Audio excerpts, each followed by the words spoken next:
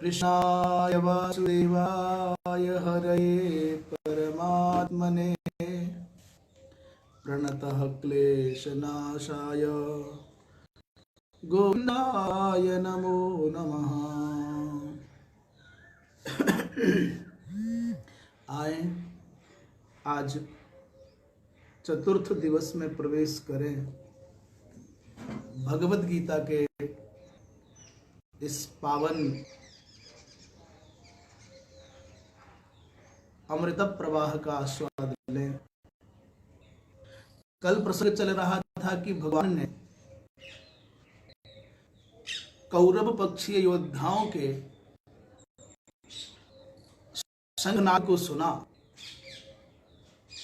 तो बड़े दिव्य बड़े भव्य रथ पर बैठे हुए भगवान ने अर्जुन के साथ अपने अपने दिव्य शंखों का उद्घोष किया। पांचजन्य नामक शंख भगवान ऋषिकेश भगवान श्री कृष्ण ने बजाया और देवदत्त नामक शंख का वादन अर्जुन धन्य ने किया। पौंड्र नामक महाशंख, ये महावीर है भीम का शंख इन्हीं के समान बहुत विशाल भी था। ये मृगोदर हैं और भीम का है, उन्होंने महाशंख पौंड्र बजाया। अनंत विजय नामक शंख कुंती पुत्र युधिष्ठिर ने बजाया और सुघोष और मणिपुष्पक नामक शंखों का वादन नकुल सहदेव ने किया। तो यहाँ तक का प्रश्न हो गया था। अब आगे बढ़ें। मैं पुनः निवेदन करूं कि जो श्लोक आप दृष्टि में आ रहे हैं, आपके कर्णों के माध्यम से आपके हृदय में जा रहे हैं, वो पवित्र प्रवाह है जो हमारे चित्त को वासना रहित बनाएगा। भगवत भक्ति की अमित प्रभा से, दिव्य प्रभा से हमारे चित्त को आलोकित भी करेगा। तो यदि संभव हो तो मानसिक भाव से, उपांशु भाव से इसका वाचन भी करें, और यदि ये संभव न हो तो श्रवण का आनंद है। काश्यश्च परमेश्वासः शिखंडी च महारथः धृष्टद्युम्नो विराटश्च सात्यकिश्च पराजितः द्रुपदो द्रौपदेयाश्च सर्वशः पृथिवीपते सौभद्रश्च महाबाहुः शंखान् दद्मुः पृथक् पृथक्। ये इतने पांडव पक्षीय योद्धाओं के नामस्मरण करके, प्रायः जिनका नाम पूर्व में दुर्योधन ने द्रोणाचार्य जी महाराज से संवाद करते हुए प्रयोग किया, वही सब योद्धा, इन सब ने अपने अपने शंखों का वादन किया पृथक पृथक। एक अनुशासन की झलक पांडवीय सेना में दिख रही है। कौरवों की सेना में भीष्म के अनंतर सारे लोग बिना किसी अनुशासन के मानव वाद्य यंत्रों का अनियंत्रित वादन कर रहे हों, पर यहां बड़ी अद्भुत बात है। महाराज संजय कहते हैं, हे पृथ्वी पते, हे पृथ्वीनाथ। अच्छा, जो प्रवक्ता होते हैं अथवा जो संदेश वाहक होते हैं, ये दक्ष होते हैं, बड़े चतुर होते हैं। ये जानते हैं कि कैसा संबोधन करने पर सामने वाला व्यक्ति प्रमुदित हो जाएगा, प्रसन्न हो जाएगा। तो पृथ्वी पते कहने से धृतराष्ट्र को अत्यंत प्रसन्नता होती है। और एक बात और कह दूं व्यवहार में, जो व्यक्ति अपनी चेतना के केंद्र पर जिस द्रव्य से अति त्रस्त होता है, पीड़ित होता है, पिपासित होता है, उस द्रव्य की अभिलाषा में वो जीवन पर्यंत प्रयत्न करता है, जीवन पर्यंत हाथ पैर मारता रहता है। जैसे किसी की चेतना के मूल केंद्र पर सम्मान प्राप्त करने की अभिलाषा है, अर्थात वो अपमान की, तिरस्कार की, उपेक्षा की ग्रंथि से पीड़ित है, तो जीवन पर्यंत वो चाहे दुनिया मुझे नमस्कार करे, दुनिया मुझे प्रणाम करे, दुनिया मुझको ही माने, मुझको जाने, मुझको माने और मुझको ही जाने, मुझको ही माने, किसी और को न जाने, किसी और को न माने। ये बीमारियां हैं, मनोरोग। तो जो व्यक्ति जीवन पर्यंत पहनने के कारण राजा नहीं बन सके, धृतराष्ट्र, तो छोटे भाई पांडु योग्य हैं, वीर हैं, सक्षम हैं, वो राजा बना दिए गए। ये मन ग्रंथि थी। और साहब रहे भी क्यों नहीं, आखिर भाव है। कदाचित पांडु के बाद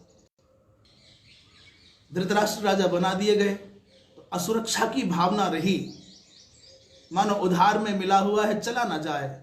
और ये खतरा बहुत भयानक होता है। सत्ता को प्राप्त करने की अभिलाषा वाले व्यक्ति को सत्ता प्राप्त हो जाए, ये बड़ी बात नहीं है, पर उस सत्ता को बनाए रखने के लिए जो ये न के न प्रकारेण षड्यंत्र रचे जाते हैं, वो बड़े खतरनाक होते हैं। और राज दरबारों की इन बीमारियों से सब परिचित हैं लगभग।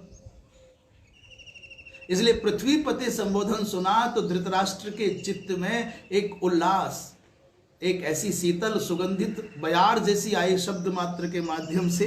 इसलिए संजय ने कहा, हे पृथ्वीपते, महाधनुर्धारी परमेश्वास माने महाधनुर्धारी काशीराज। और आज एक और नई बात बोले, शिखंडी को संसार के लोग एकमात्र नपुंसक मानते हैं कि बस यह ठीक है। बाबा भीष्म के सामने युद्ध के मैदान में खड़े हैं तो लोग महत्व नहीं दे रहे, परंतु शिखंडी महारथी है। हाँ, पूर्व जन्म के स्त्रीण संस्कार के कारण, स्त्रीत्व के कुछ शेष लक्षणों के कारण उसके श्मश्रु आदि, दाढ़ी मूछ आदि नहीं आए, परंतु महारथी है। शिखंडी च महारथ, ये शिखंडी महारथी। धृष्टद्युम्न, विराट, सात्यकी कैसे बोले, अपराजित। पांडवों की सेना में यदुवंश का एक महायोद्धा है जिसकी समानता केवल अर्जुन से हो सकती है, और वो अर्जुन के शिष्य भी हैं। वह है सात्यकी, जो कभी अपने जीवन में युद्ध में पराजित नहीं हुए। महाभारत में बड़ी महिमा है सात्यकी, बड़े सम्मान के साथ में नाम लिया जाता है। और द्रौपदी के पुत्र, ये सभी के सभी, और सौभद्र माने सुभद्रानंदन, अभिमन्यु, ये महाबाहु हैं, बड़े बलवान हैं। सब ने अपने अपने शंखों को पृथक पृथक बजाया। इस शंख वादन की जो ध्वनि हुई, शंख वादन से जो ध्वनि उत्पन्न हुई, उसका प्रभाव क्या हुआ, परिणाम क्या हुआ। शंखनाद का मतलब है किसी कार्य का आरंभ, विशेषकर संग्राम का, संघर्ष का, किसी आंदोलन का प्राय प्रयोग करते हैं, शंखनाद कर दिया गया। तो मानो एक संकेत है इस शंख ध्वनि के द्वारा कि तुम तैयार तो हम भी तैयार। जब ये ध्वनि पहुंची तो पहली जो प्रथम आमना सामना जो होता है, उसको अंग्रेजी वाले कहते हैं फर्स्ट इंप्रेशन इज लास्ट। तो जो पहली प्रस्तुति है वो इतनी दमदार कर दी जाए जिससे कि हमको मनोवैज्ञानिक तौर पर, मनोवैज्ञानिक स्तर पर हमको वरीयता मिल जाए, हम दूसरों के चित्त में भय का संचार कर सकें। तो हमारी ये यात्रा, विजय पथ की यात्रा थोड़ी सुगम हो जाती है। इस भाव से दोनों पक्ष के लोग, दोनों पक्ष के वीर अधिकाधिक गर्जनाएं, अधिकाधिक वाद्य यंत्रों का प्रयोग करते थे। उसका परिणाम भी क्या हुआ, उधर से शंख बजे, उधर से नगाड़े बजे, तो ये नहीं लिखा है कि पांडवों के दल में किसी के चित्त में भय का संचार हुआ। हाँ, ये तो कहा कि तुमुल नाद हुआ, माने बहुत जोर की ध्वनि हुई, और ये नहीं लिखा कि पांडवों के पक्ष में किसी एक भी व्यक्ति के चित्त में भय का संचार हुआ हो। परंतु जब पांडव पक्षीय वीरों ने अपने अपने शंखादिक बजाए तो उस ध्वनि का, उस घोष का क्या परिणाम हुआ, आप श्लोक के रूप में पहले स्मरण करें और फिर चर्चा। सघोषो धार्तराष्ट्राणां हृदयानि व्यदारयत् नभश्च पृथिवीं चैव नभश्च पृथिवीं चैव तुमुलोऽभ्यनुनादयन्। सघोष पांडव पक्षीय योद्धाओं के द्वारा बजाए गए शंखों का जो घोष है वो धार्तराष्ट्राणाम शब्द का अर्थ है धृतराष्ट्रस्य पुत्राः, धार्तराष्ट्राः, तेषाम धार्तराष्ट्राणाम।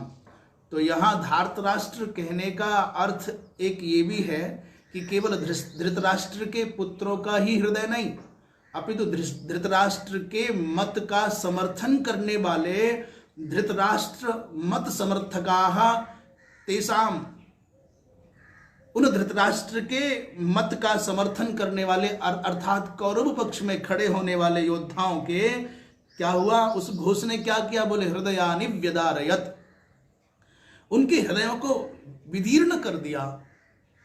जैसे बोलते सर हृदय फट गया, उसकी बात सुनकर के मेरा हृदय खंड खंड हो गया, वो आवाज सुनकर के मेरी तो छाती फट गई, ऐसा व्यवहार में बोलते हैं लोग। तो यह हृदयानि व्यदारयत् माने विदारितवान का मतलब है, अर्थ है, वस्तुतः क्या भाव है।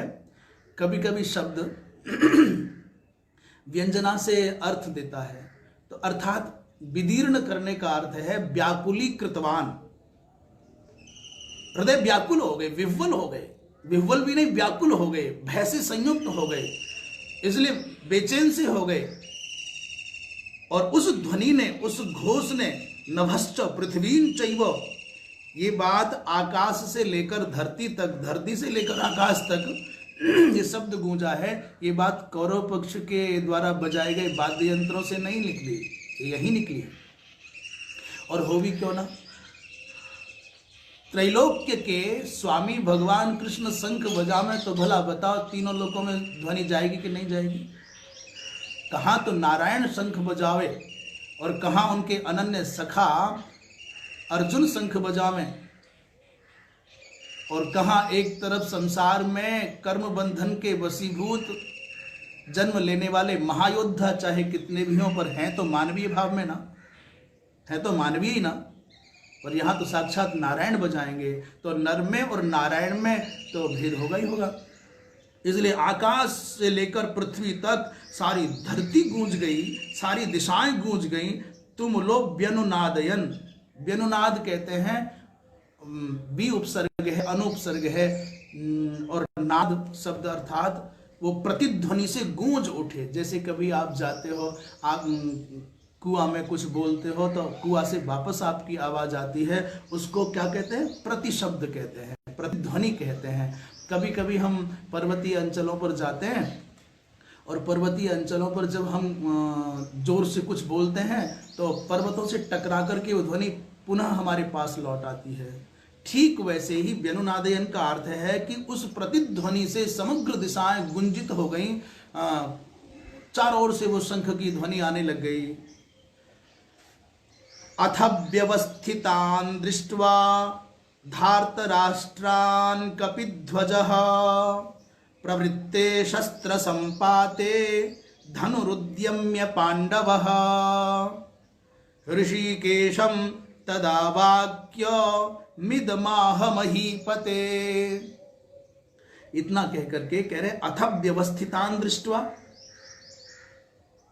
आश्चर्य ये हुआ कि कपिध्वज अर्जुन, कपिध्वज का मतलब है कपि ही माने हनुमान जी महाराज, दस्य ध्वजे स्थितः, कपि ही माने हनुमान जी महाराज जिसकी ध्वजा पर अवस्थित हैं। अर्जुन का रथ बड़ा विलक्षण है, महाभारत में वर्णन आता है कि उसके रथ के पहियों पर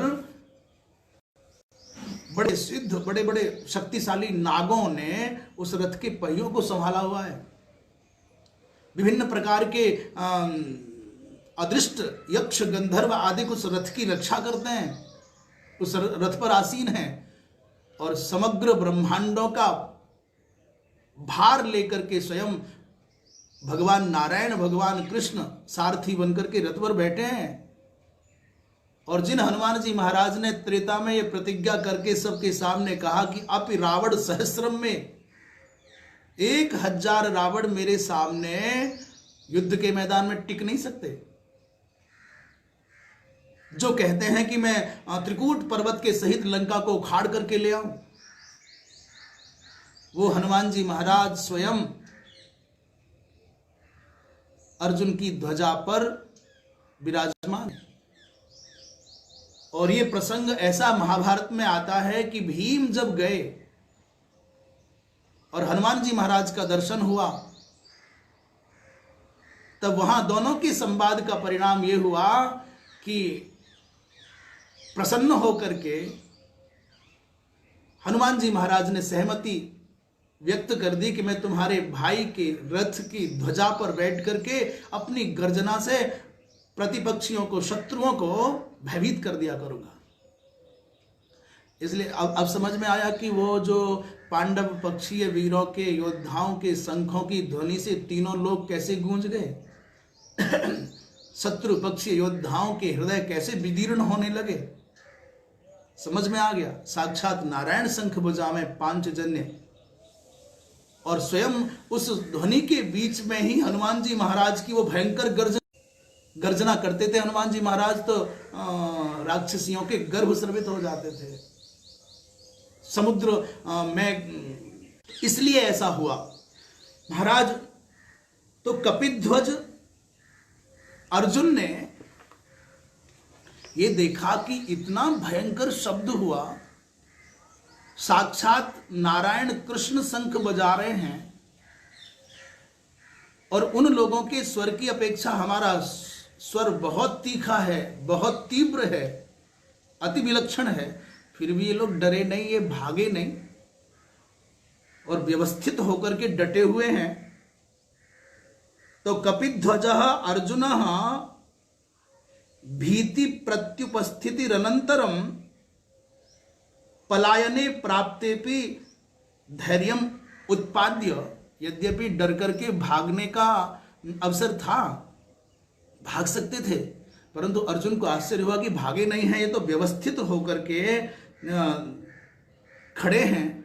तो धृतराष्ट्र समर्थकों को व्यवस्थित रूप में खड़ा हुआ दृष्टा माने देख करके पांडव धनुरुद्यम्य, अर्जुन ने अपना धनुष उठा लिया और उस शस्त्र संपाते प्रवृत्ते, महाराज उस युद्ध के आरंभ काल में ऋषिकेशम तदा वाक्यम इदम आह महीपते, हे महीपते। पहले पृथ्वीपते कहा था, अब महीपते कह रहे हैं धृतराष्ट्र को। इदम वाक्यम ऋषिकेशम पांडव आह। पांडव अर्जुन ने भगवान कृष्ण को संबोधित करते हुए ये वाक्य कहा।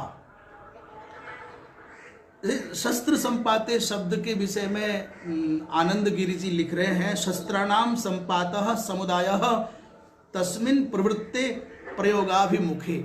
शस्त्र समूहों की वर्षा की सन्नद्धता है। बिल्कुल अब शंख बज चुके हैं। दोनों पक्ष की सेनाओं के योद्धाओं की आंखों में लाल लाल डोरे दिखने, झलकने लग गए हैं। आंखें अंगारे जैसी हो गई हैं, श्वास लंबी लंबी और उष्ण उष्ण हो गई है।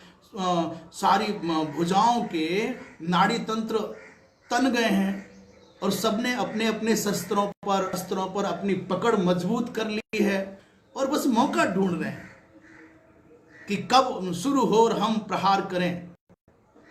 ऐसी अवस्था में प्रश्न कर दिया अर्जुन ने कहा, प्रश्न नहीं, अर्जुन ने कहा, अर्जुन उवाच, क्या कहा, हे केशव, आप दोनों सेनाओं के मध्य में मेरा रथ स्थापित कर दीजिए।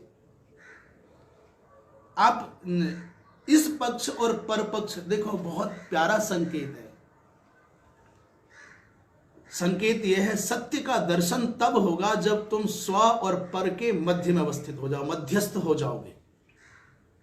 यदि आप अपने पक्ष में खड़े हो, आप सत्य का दर्शन नहीं कर सकते, और आप यदि परपक्ष में खड़े हो तो भी आप सत्य का दर्शन नहीं कर सकते, जब तक कि दोनों से समान दूरी बना करके केंद्रस्थ नहीं हो जाओगे, मध्य बिंदु पर नहीं आओगे, तब तक आपको गीता जैसे पावन उपदेश की प्राप्ति नहीं हो सकती। आप कितने भी बड़े ज्ञानी हो, कितने भी बड़े संस्कृतज्ञ हो, और कितने भी लच्छेदार भाषा में अपनी बात कह देते हो, और कितना भी शास्त्रों को कंठ करके समाज में उगल देते हो, क्षमा करना, उगलना शब्द इसलिए कहा कि बमन जैसा करते हैं।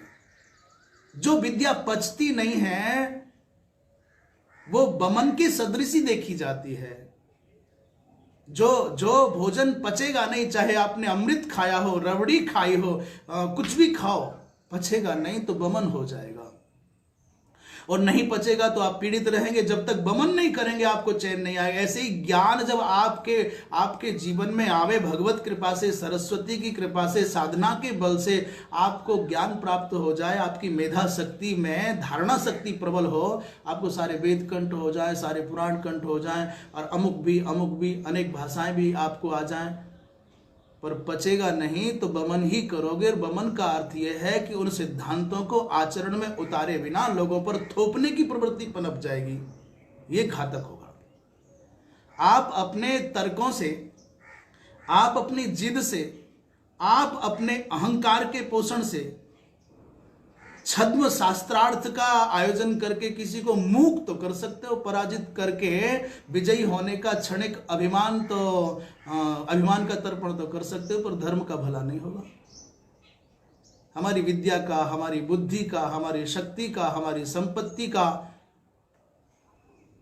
सार्थक होना तब माना जाता है जब हम अपनी इन समग्र विशेषताओं के द्वारा, भगवत कृपा से प्राप्त इन गुणों के द्वारा हम सनातन धर्म का कुछ भी उपकार कर सके, कुछ भी हित कर सके। इसलिए गीता पानी है, गीता का उपदेश चाहिए तो संकेत मिल रहा है, संदेश मिल रहा है स्पष्ट। आप अपने और पराये के भाव से मुक्त हो जाओ। सब अपना और पराया क्या होता है?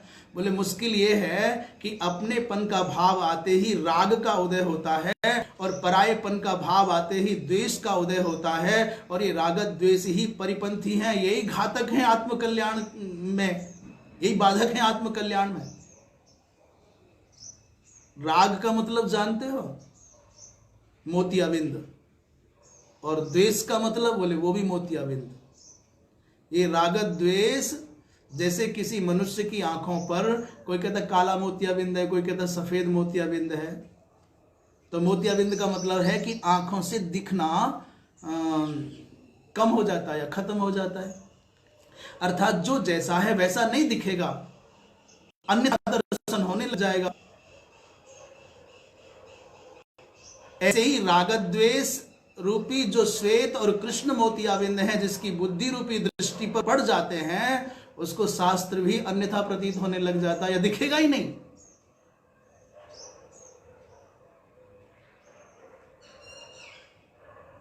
तो ये रागद्वेष रूपी जो नेत्र रोग हैं, बौद्धिक दृष्टि के रोग हैं, वो क्या करते हैं? बोले राग का मतलब कुछ खास नहीं है। राग का मतलब है कि जिसको मैंने अपना मान लिया है, उस अपने के अंदर मुझको दोष नहीं दिखते, ये राग है। सत्य का दर्शन नहीं कर पाऊंगा, ये मेरे हैं, मेरी जाति के हैं, मेरे संप्रदाय के हैं, मेरे देश के हैं, मेरे गांव के हैं, मेरे प्रांत के हैं, मेरे दल के हैं। ये जो संकीर्णता ने आपकी बुद्धि पर राग रूपी श्वेत मोतियाबिंद लगा दिया है, वो आपको सत्य का दर्शन नहीं करने देगा। वो आपको अपने लोगों के अनाचारों पर पर्दा डालने के लिए मजबूर करेगा, ममता के कारण, मोह के कारण, अज्ञान के कारण, इस राग रूपी बीमारी के कारण आप सत्य दर्शन नहीं कर पाएंगे, यथार्थ दर्शन नहीं कर पाएंगे। और द्वेष का मतलब क्या है? बोले जिसको तुमने शत्रु मान लिया है, मेरी जाति का नहीं है, मेरे देश का नहीं है, मेरे गांव का नहीं है, मेरे प्रांत का नहीं है, मेरी परंपरा का नहीं है। आजकल तो झगड़ा सुनते हैं कि सुनते क्या है ही है भाई। कोई प्रतिभाशाली व्यक्ति किसी संप्रदाय में किसी और दूसरे मत में निकल आए तो बड़े बड़े मुख्य लोग प्रलोभन डालकर कहते मेरे पास में आ जाए, मेरे पक्ष में आ जाए, मेरा इच्छिला हो जाए। भाई क्या करोगे? प्रसन्न हो जाओ कि सनातन धर्म रूपी इस महाउद्यान में कोई सुंदरतम सुगंधित पुष्प खिला है तो सनातन धर्म का उपकार करेगा, प्रसन्न हो जाना चाहिए। तो द्वेष अर्थात पायपन का भाव आते ही द्वेष बुद्धि होगी, और द्वेष बुद्धि होते ही क्योंकि ये मेरा नहीं है, ये मेरे विरुद्ध है, मेरे मत का खंडन कर रहा है, लोग मेरे मत का खंडन समझते हैं, तो फिर क्या होगा? बोले उसके गुणों पर आपका दृष्टिपात नहीं होगा, उसकी अच्छाइयों को आप नहीं देख पाएंगे। तो क्षमा करना, विषय थोड़ा हट गया पर आवश्यक है। द्वेष के कारण हम जिसको हमने शत्रु विरोधी मान लिया है उसकी अच्छाइयों को नहीं जान पाते, नहीं देख पाते। और राग के कारण हम अपने जिनको मान लिया है भ्रमवश या संबंधवश, उनके दोषों पर हमारी दृष्टि नहीं जाती, और चली भी जाए तो हम स्वीकार करने के लिए तैयार नहीं होते। यही राग द्वेष है। और जो राग द्वेष से युक्त है वो गीता जी के तत्व को नहीं पा सकता, वो धार्मिक नहीं हो सकता, वो देवोपासक नहीं हो सकता, वो वेदोपासक नहीं हो सकता, वो नहीं हो सकता। क्या बोले? मनुष्य भी है, देखने में मनुष्य है। इसलिए निवेदन है कि गीता को जानना है तो स्व और परम इस बीमारी को छोड़ करके मध्यस्थ हो जाओ। जैसे अर्जुन ने कहा कि उभयो हो सेनयो हो मध्य हे अच्युत में रथम स्थापय। अच्युत शब्द का अर्थ शास्त्रकारों ने प्राय मिलता है, सब जानते हैं, आप भी सब जानते हैं। और च्युत नच्यवती स्वयात् स्वरूपात् यह, अपने स्वरूप से अपने संकल्प से जो कभी च्युत नहीं होते वो अच्युत हैं। हे गोविंद, मैं रथ दो सेनाओं के बीच में खड़ा कर दीजिए। तो क्यों चाहते हैं ऐसा? ये बात कहने से पहले मेरे मन में एक बात और आ रही है, कह दूं। और इतना अच्छा अवसर हो, आपके जैसे सुधी यहाँ सम्मुख उपस्थित और दूर तक इन यंत्रों के माध्यम से श्रवण करने वाले सज्जन हों, तो क्यों न कहेगा व्यक्ति। सुनने वालों की कमी है दुनिया में, कहने वालों की कमी नहीं है। और जब सुनने वाले मिल जाते हैं, कोई कहने वाला बहुत समय से मौन हो, तो फिर वो उदार होकर के वर्षा करता है। पात्र मिल जाने पर फिर मन में रहता है कि जो गोपनीय से गोपनीय, दिव्य से दिव्य भाव हैं, उनको भी प्रकाशित कर दो। जो स्वाद, जो आनंद हमने चखा है एकांत के पलों में, वो स्वाद, वो आनंद जो अन्य पात्र जन हैं, जिज्ञासु जन है, उन तक भी पहुंचे। मुझे सबसे अच्छा अर्जुन का एक जो सौभाग्य है वो आकृष्ट करता है, सबसे अच्छा लगता है। अर्जुन ने भगवान को सारथी बनाया है। कितने जगे हुए लोग हैं जो भगवान से ये चाहे कि प्रभु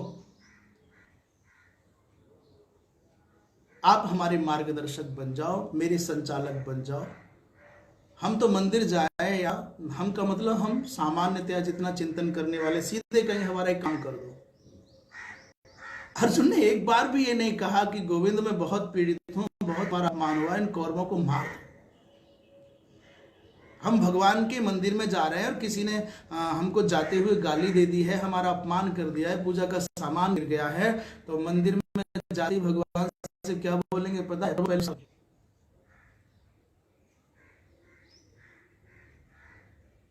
अरे बाबा, भगवान से मांगने का अवसर आवे तो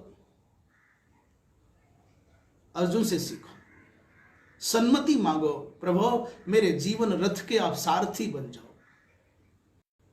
और जब आपके हाथ में मेरे जीवन रथ की लगाम होगी, मेरी इंद्रिय रूपी घोड़ों, अब बहुत प्यारा संकेत है कठोपनिषद का, ये शरीर रथ है। इस रथ में इंद्रियां घोड़े की जगह पर लगी हैं। और इन घोड़ों के नथनों में जो लगाम लगी है वो मन है। और वो लगाम, मन रूपी लगाम किसके हाथ में? बोले बुद्धि रूपी सारथी के हाथ में। तो बुद्धि रूपी सारथी इस मन रूपी लगाम के द्वारा इंद्रिय रूपी घोड़ों को नियंत्रित करता है, असन्मार्ग में जाने से रोकता है, सन्मार्ग पर चलाता है।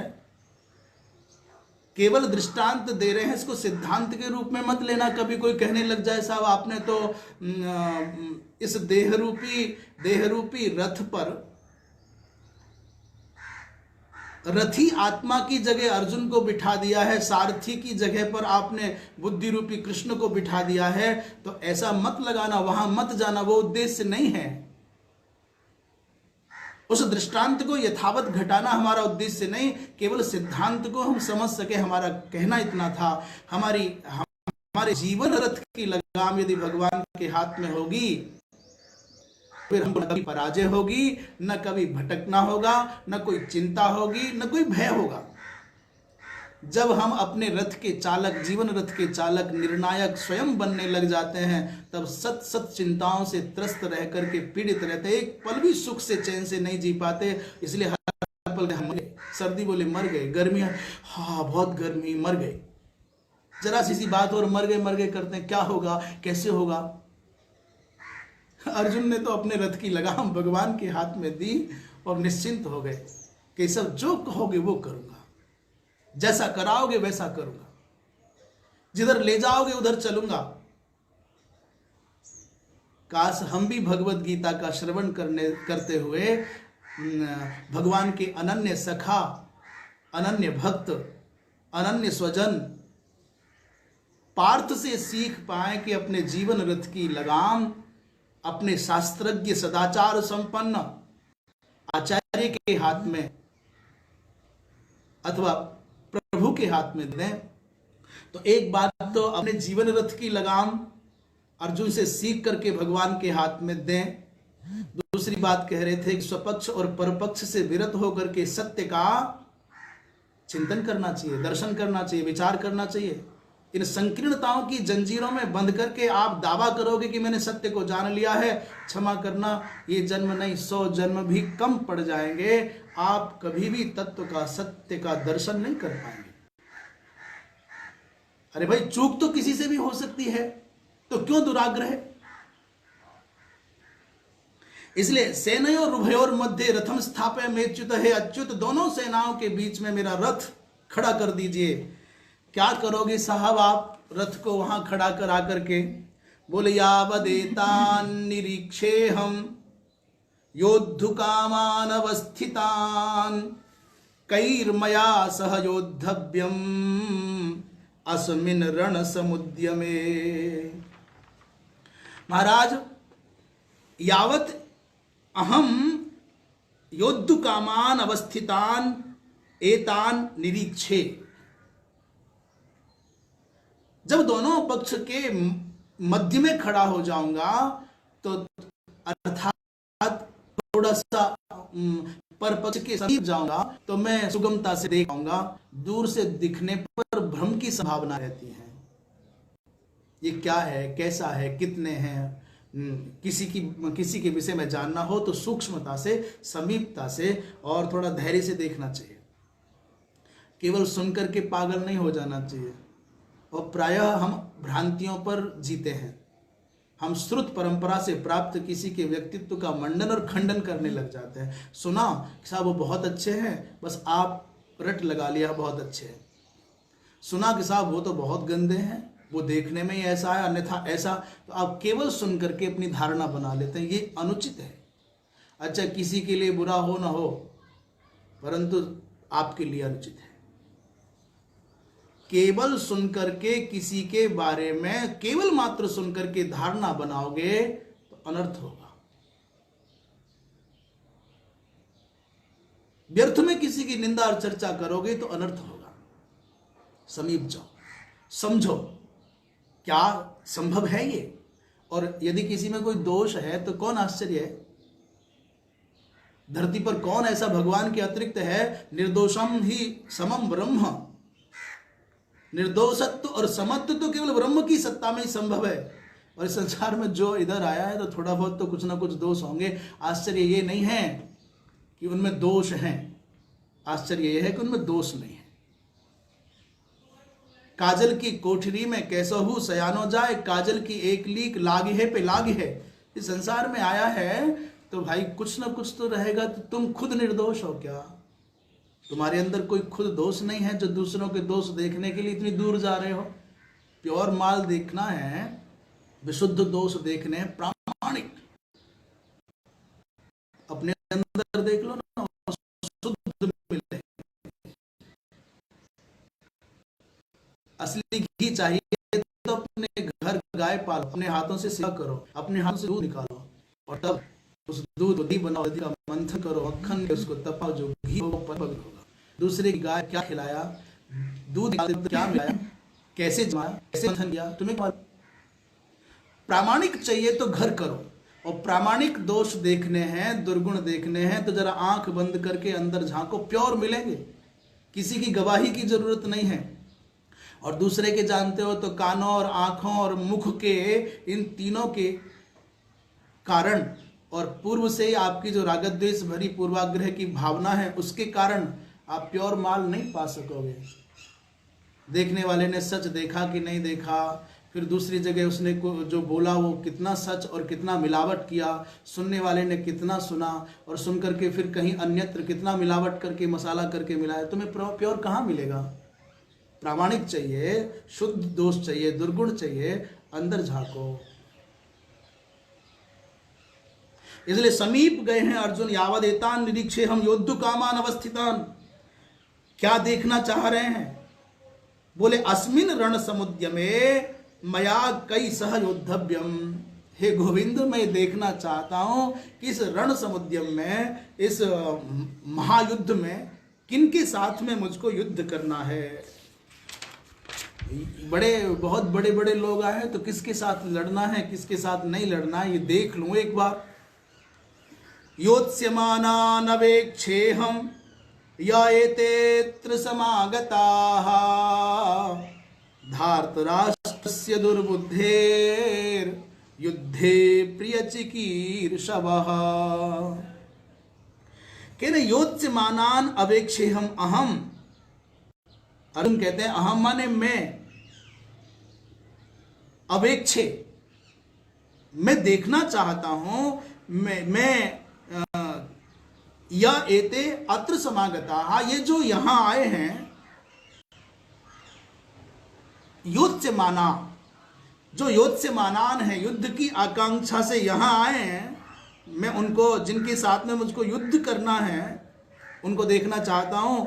और ये भी देखना चाहता हूं कि वो कौन है जो दुर्बुद्धि धृतराष्ट्र के पुत्र दुर्योधन का प्रिय करने की इच्छा वाले लोग हैं।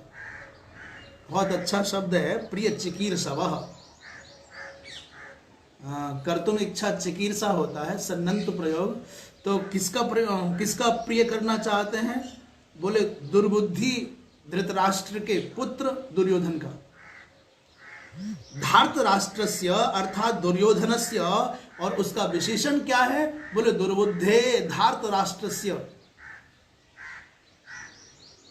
दुर्बुद्धि और सुबुद्धि का मतलब कैसे निर्धारण हो कि कौन दुर्बुद्धि है, कौन सुबुद्धि है, किसकी दुर्मति है, किसकी सन्मति है? बोले शास्त्र सिद्धांत के समर्थन से जो परिष्कृत बुद्धि है वो सद्बुद्धि है। हमारी अपनी कामना और हमारे मनोरथों के अनुसार किसी की बुद्धि को हम सर्टिफिकेट, प्रमाण पत्र नहीं दे सकते कि सुबुद्ध है कि दुर्बुद्ध है। और शास्त्रीय सिद्धांतों को विकृत करने की प्रवृत्ति, शास्त्रीय सिद्धांतों को मान्यता न देने की विकृति, यह दुर्बुद्धि का लक्षण है। जो वेद में, पुराण में, स्मृतियों में, धर्मशास्त्रों में दोष देखे, उनका खंडन करे और स्वमत को, अपने विचार को स्वमत के अनुसार पुष्ट करना, बुद्धि है। बहुत साफ है, जो शास्त्र के अनुसार जिए, शास्त्र के अनुसार चिंतन करे, शास्त्र के अनुसार ही निर्णय करे। फिर अब शंका हो जाएगी शास्त्र क्या, तो विषय अलग है, बड़ा है, फिर कभी देखेंगे। तो दुर्बुद्धि धृतराष्ट्र, दुर्बुद्धि कौन है बोले धार्तराष्ट्र अर्थात दुर्योधन।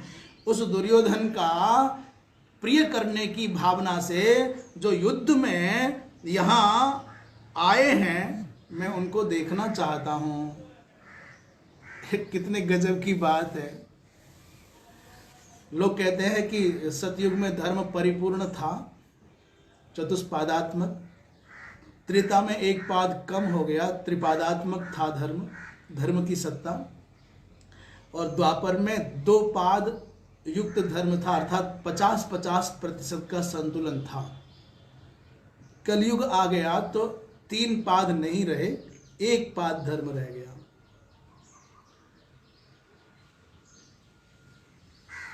उस द्वापर में भी साक्षात ब्रह्म अवतरित होकर के आए और सदाचार संपन्न, सद्गुणी, विनयी, शास्त्रनिष्ठ पांडवों के पक्ष में खड़े हैं।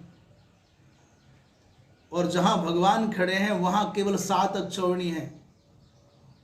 भगवान जिस पक्ष में खड़े हैं उन सदाचारी पांडवों के ऊपर कई लोग ऐसा कह सकते हैं युधिष्ठिर ने जुआ क्यों खेला, और क्या कोई और भी दोष ढूंढ करके ला सकते हैं, क्योंकि दूसरे के दोष देखने के लिए अपनी बुद्धि के यंत्र पर, अपनी दृष्टि के यंत्र पर लोग दूरबीन लगा लेते हैं, अपने दोष नहीं तो ले दे करके बहुत मुश्किल से एक दोष निकल करके इनकी नजर में आता है जो दोषान्वेषी हैं।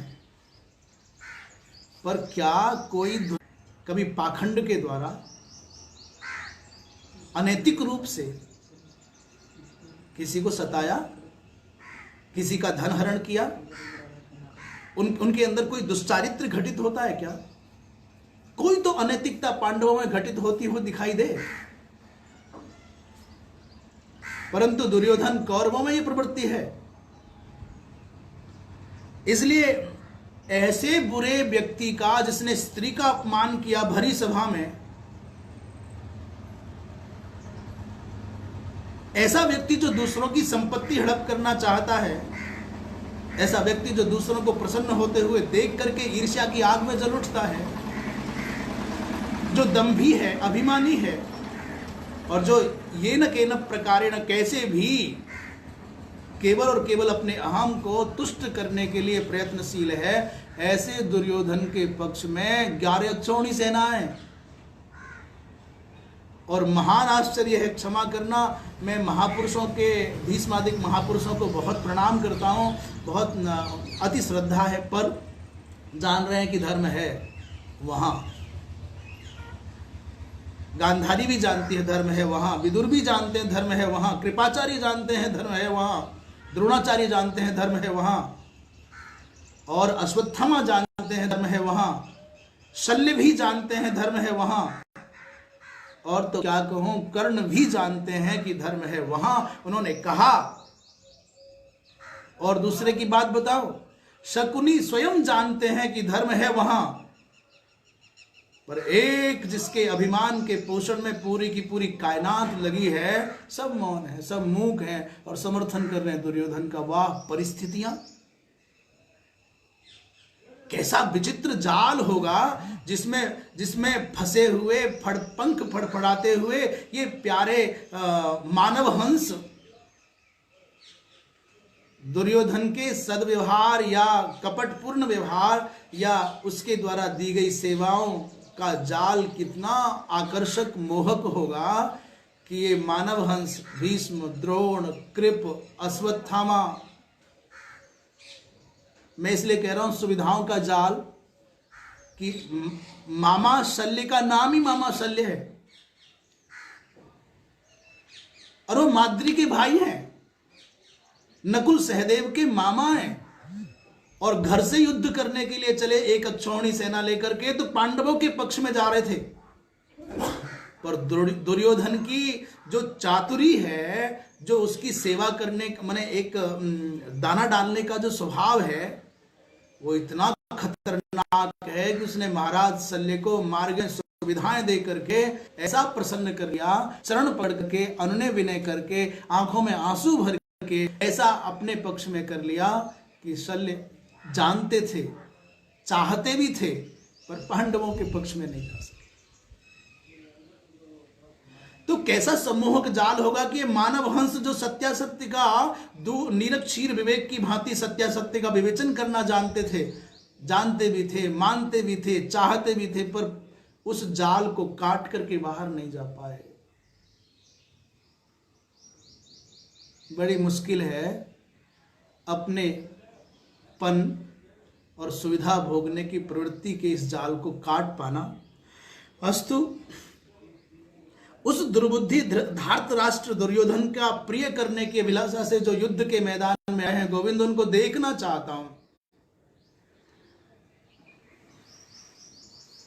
संजय उवाच एव मुक्तो ऋषिकेशो गुडाकेशेन भारत सेनयोरुभयोर्मध्ये स्थापयित्वा रथोत्तमम् भीष्मद्रोण प्रमुखतः सर्वेषां च महीक्षिताम् उवाच पार्थ पश्यैतान् समवेतान् कुरुनिति।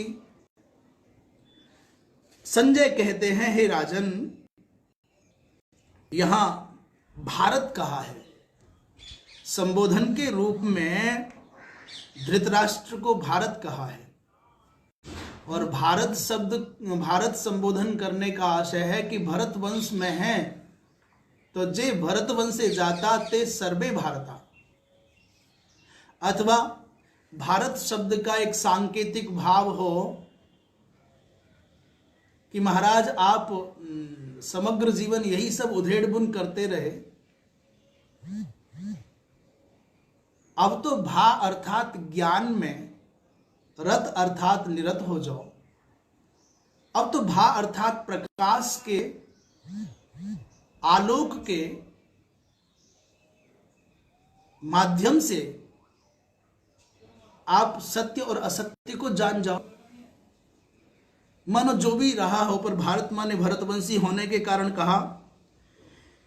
जब अर्जुन ने ऐसा कहा, गुडाकेशेना, हे भारत, गुडाकेशेना ऋषिकेशः एवं उक्तः, जब गुडाकेश के द्वारा, ऋषिकेश माने भगवान श्री कृष्ण को ऐसा कहा कि दोनों सेनाओं के बीच में रथ खड़ा कर दो, तो यहाँ आप ऋषिकेश शब्द का अर्थ तो पीछे जान आए। ऋषि कहते हैं इंद्रियों को, और उसके इंद्रियों के ईश को ऋषिकेश कहते हैं। दूसरा गुडाकेश शब्द आज नया है, जैसे भारत शब्द आज नया एकदम नूतन है। तो गुडाकेश शब्द का अर्थ क्या है?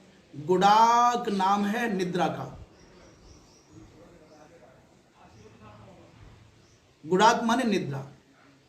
और ऐसा सुनने में आता है, ऐसा वर्णन भी है कि प्रायः अर्जुन निद्रा विजयी हैं, इनको निद्रा नहीं आती। जब गुरु द्रोणाचार्य के पास में गुरुकुल में रहते थे तो सब खा करके सो जाएं, पर अर्जुन सब दुनिया के सोने पर भी रात्रि में प्रयत्न करते थे, शब्द वेदी बाण चलाने का अभ्यास करते थे, अपनी धनुर्विद्या का अभ्यास करते थे। तो गुडाक माने निद्रा, और तस्य ईसा स्वामी अर्थात निद्राजयी। अथवा ऐसा कहते हैं कि अर्जुन के बाल घुंघराले थे, वो जैसे हिंदी में बोलते हैं ना गुड़मुड़ा, माने घुंघराले, घुंघराले केस वाले। ऐसा जब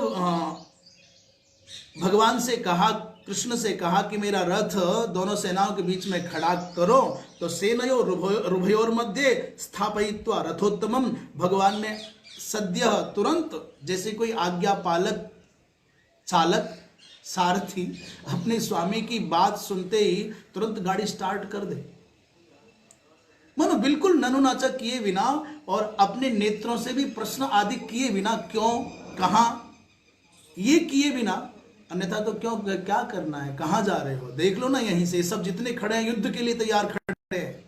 पर कितने गजब की बात है कृष्ण का ये व्यवहार, कृष्ण की ये भूमिका, और शायद लगता है धरती पर कृष्ण ही निभा सकते हैं। अच्छा सारथी मिलना, अच्छा सद्गुण संपन्न सेवक मिलना, अच्छा सद्गुण संपन्न पुत्र मिलना, अच्छा सद्गुण संपन्न शिष्य मिलना, अच्छा सद्गुण संपन्न निष्पक्ष निर्लोभी सचिव मिलना, ये बिना पुण्य के संभव नहीं है। पूर्व जन्मों के पुण्य के बिना न सत्पुत्र मिले, न सत्शिष्य मिले, न सत्सेवक मिले, न सत्सारथी मिले, मिल नहीं सकते। और जिनको प्राप्त है समझ लेना उन्होंने पूर्व जन्मों में बहुत उत्कृष्ट पुण्य किए। तो भगवान की भूमिका तुरंत आज्ञा का पालन किया और दोनों सेनाओं के बीच में रथ खड़ा कर दिया।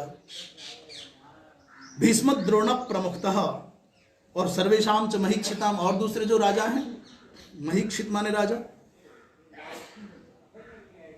और कहने लगे कि हे पार्थ, भगवान कहने लगे उवाच हे पार्थ एतान पश्य जे समवेताः सन्ति जे कुरवः सन्ति तान एतान समवेतान कुरून पश्य।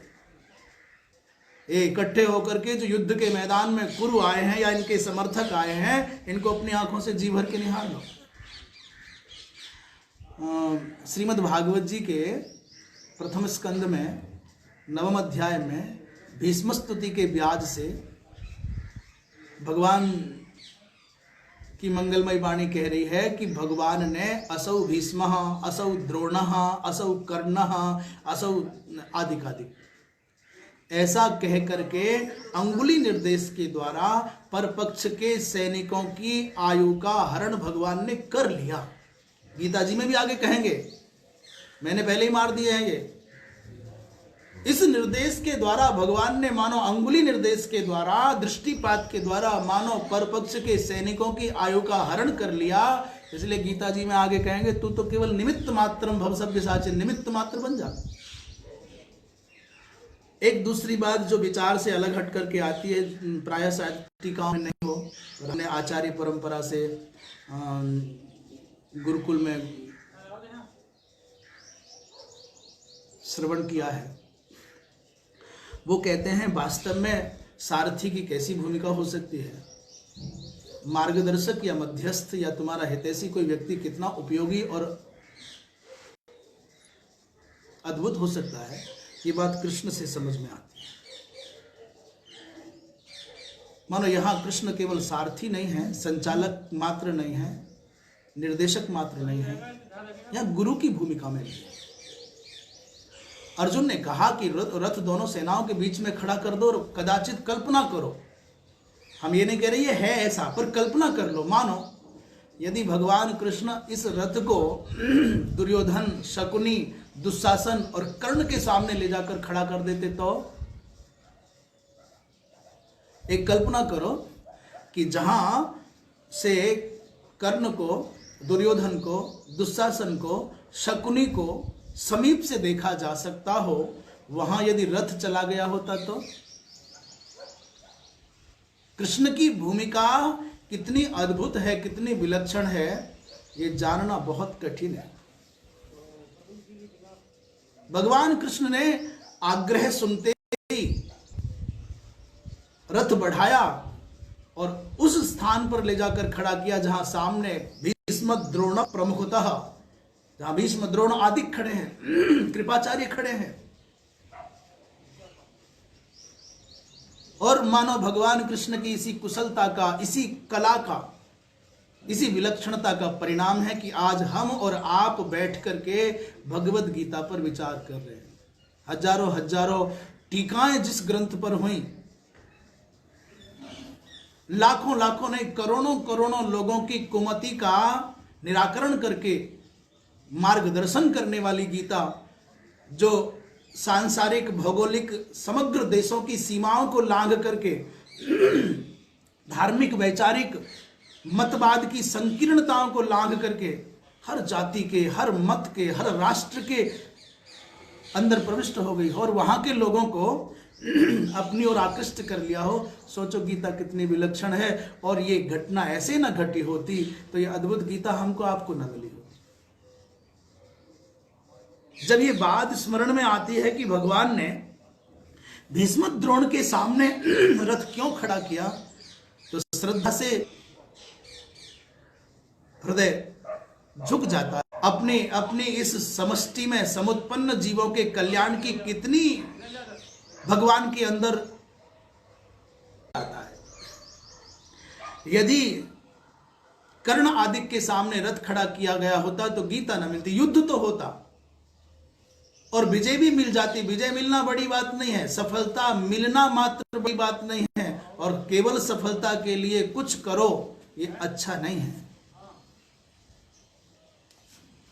सफल हो केवल यही संकल्प लेकर के आगे बढ़ना ये कोई बहुत उत्तम बात नहीं है।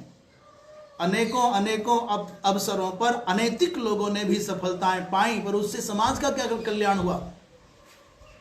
लाखों वर्षों तक रावण जैसे लोग शासन कर गए, अपने युद्धों में विजयी हो गए, उससे समाज का क्या हुआ, राष्ट्र का क्या हुआ, धर्म का क्या हुआ, मानवता का क्या हुआ। हिरण्यकशिपु और हिरण्याक्ष आदि भी अपने उद्योगों में सफल हुए, पर उससे लाभ क्या हुआ। ये बड़ी बात नहीं है कि सफल हो गए। और बताऊं,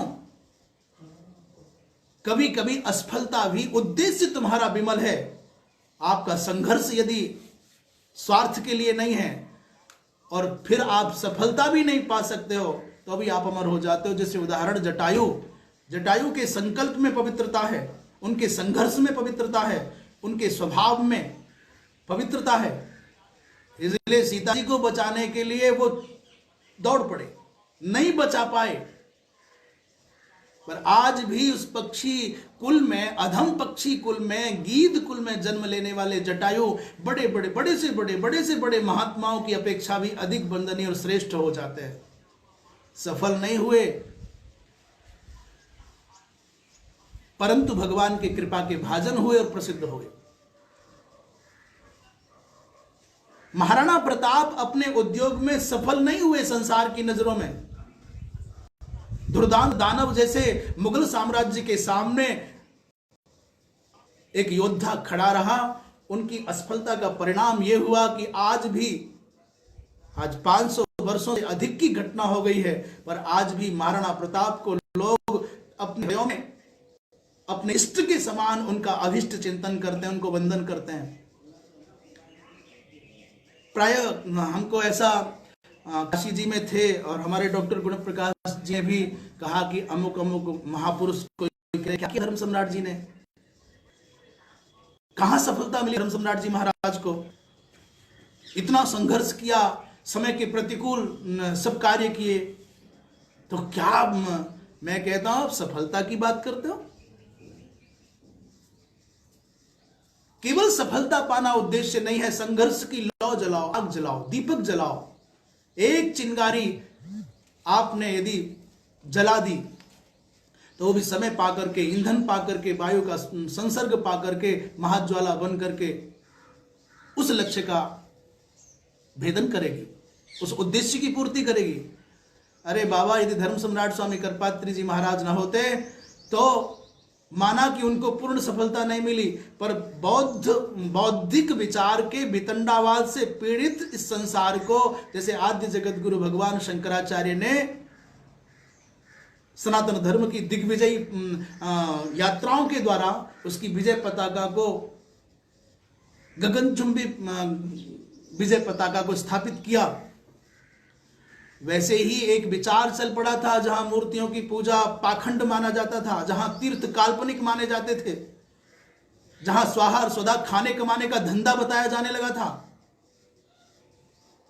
ऐसे कुमत से पीड़ित इस जगत को सनातन धर्म की मूल अवधारणा में यज्ञ प्रतिष्ठा के द्वारा, तीर्थ प्रतिष्ठा के द्वारा, शास्त्रोल्लेखन के द्वारा, शास्त्रार्थों के द्वारा महाराज स्वाहा और स्वधा का समर्थन किया, संपोषण किया। आज वर्णाश्रम धर्म की बात करने वाले कुछ चंद लोग दुनिया में हैं भारतवर्ष के माध्यम से, तो उसका श्रेय जाता है धर्म सम्राट जी महाराज को। अन्यथा इस काल के प्रवाह में सब समाप्त प्राय था। इसलिए केवल सफलता का चिंतन करके चलोगे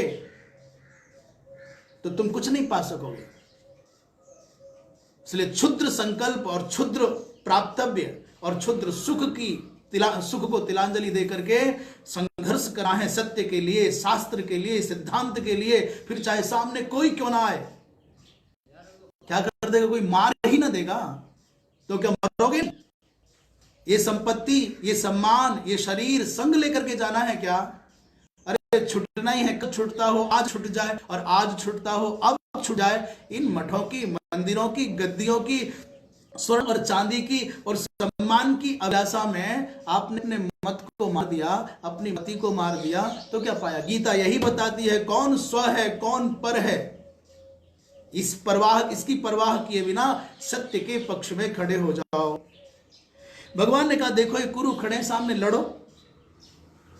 महाराज भगवान ने तो अपना काम कर दिया। मैं ये निवेदन कर रहा था, यदि कर्णादिक होते सामने, शकुनी आदिक होते, तो फिर ना तो अर्जुन के हाथ से धनुष गिरता, ना मन कांपता, और ना ही वो एक युद्ध नहीं करूंगा। वो कहता ठहर जाओ, 1 मिनट सब ठहरो, और अपने गंडी पर बाण रखकर पहले प्रहार करने लग जाते।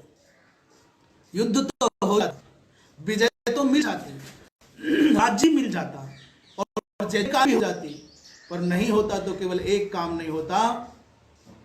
इतिहास में अर्जुन तो वैसे ही सम्मानित होते, पर एक काम नहीं होता, हमारे और आपके जैसे लोगों को मार्गदर्शन करने के लिए यह अप्रतिम भगवत गीता न मिलती।